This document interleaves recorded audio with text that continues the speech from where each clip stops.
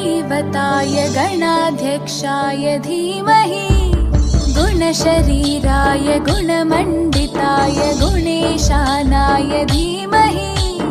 गुणातीताय गुणाधीशाय गुणप्रविष्टाय धीमहि एकदन्ताय वक्रतुण्डाय गौरीतनयाय धीमहि गजेशानाय भालचन्द्राय श्रीगणेशाय धीमहि